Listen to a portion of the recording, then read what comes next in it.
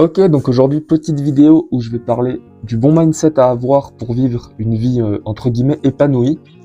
Donc la vidéo, elle va être assez longue, enfin du moins je pense, parce que j'ai plus ou moins de choses à dire.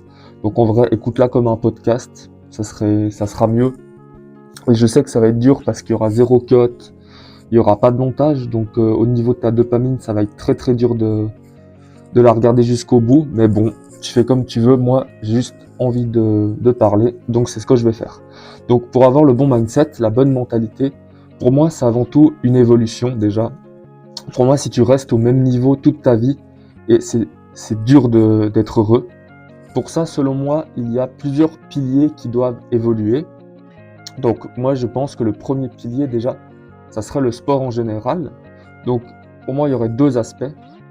Le premier aspect, ça serait de faire un sport qui te permet de te développer physiquement, donc c'est-à-dire en gros avoir un physique athlétique, attirant, avoir plus de muscles. Par exemple, moi je pratique la musculation poids du corps à la maison, ce qui me permet donc d'avoir un physique qui évolue, donc je vois une progression et évidemment ça me satisfait énormément, il y a beaucoup de...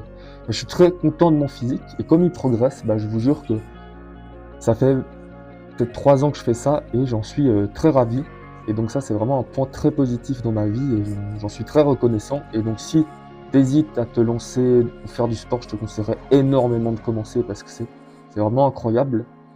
En deuxième point sur le sport, je pense que faire un sport qui te passionne, qui est pas forcément, qui va pas te rendre très musclé, mais vraiment juste que t'aimes le faire, ça te fait bouger. C'est un point très très important aussi. Par exemple, faire de la course à pied, du cardio, ça peut être n'importe quoi. Ou un sport d'équipe, ça c'est encore mieux parce que l'esprit d'équipe c'est vraiment super important. Tu croises des nouvelles personnes, tu as l'esprit justement d'équipe et ça je trouve c'est vraiment le fait d'avoir des matchs et le fait de gagner tous ensemble, de perdre tous ensemble. Je trouve que c'est très important dans l'aspect du sport. Donc sportivement, on a à peu près tout ça. Ensuite, je pense qu'il y a une autre manière, ça serait plus professionnellement, c'est-à-dire avoir une progression dans le sens où tes études, elles sont de mieux en mieux. Et quand je dis études, c'est de mieux en mieux, c'est aussi un peu ta manière d'étudier, de travailler. Je m'explique. Par exemple, euh, au fil du temps, il faut que tu apprennes à mieux travailler, à mieux t'organiser pour que ça te pousse justement à réussir des meilleures études. Et donc, comme je l'ai dit tout à l'heure, avoir une évolution, parce qu'une évolution, c'est très très important. Après, vraiment, le plus important, c'est de faire ce qui te passionne comme étude. Donc, redoubler une année pour être sûr de prendre le bon choix, en vrai, c'est pas débile. Mais juste, tant que tu as une évolution en termes professionnels, que tu travailles et que tu progresses, pour moi, c'est le plus important. En fait, tant que ton niveau d'études ou ton salaire, si tu travailles déjà, progresse, pour moi, c'est déjà très satisfaisant. Après, déjà, c'est dur de bouger, hein, suivant les personnes. Je peux pas... Franchement, je suis très mal placé pour parler parce que moi, je suis juste au stade des débuts des études, entre guillemets, donc je connais pas grand-chose.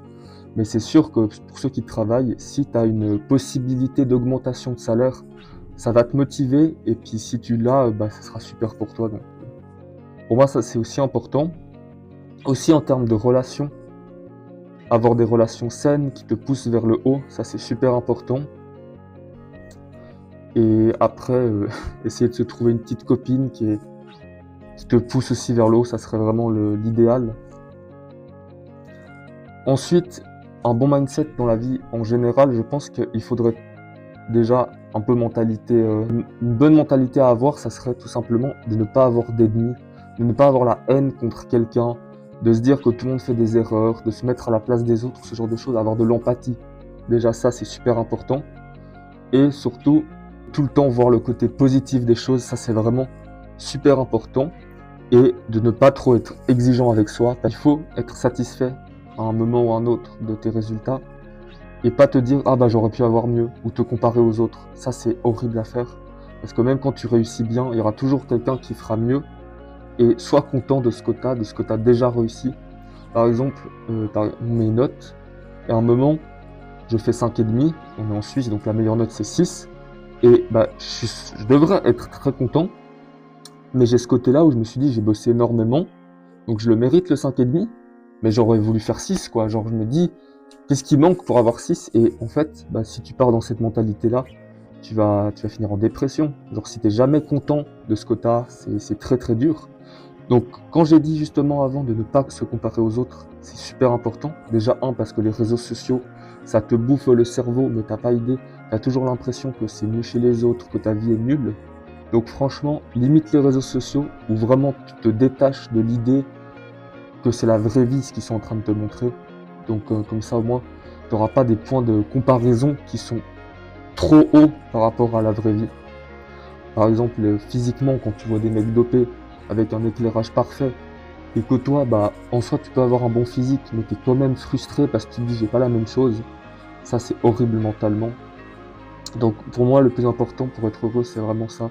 C'est de progresser de son côté, de pas avoir d'ennemis, d'être sympa avec tout le monde, toujours de bonne humeur. Et aussi, un truc, je pense, c'est très personnel, mais je pense qu'avoir une meilleure façon de s'exprimer, mais dans le sens où tu limites énormément les insultes. Parce que moi, je sais que depuis un moment, je ne sais pas pourquoi, j'ai très vite, euh, je monte très vite dans l'insulte, même si c'est pour rigoler ou si c'est pour du second degré. Je sais qu'au fond, c'est pas bien d'insulter, même pour rien dire, juste dire merde, oh putain, juste ça, j'aime pas trop.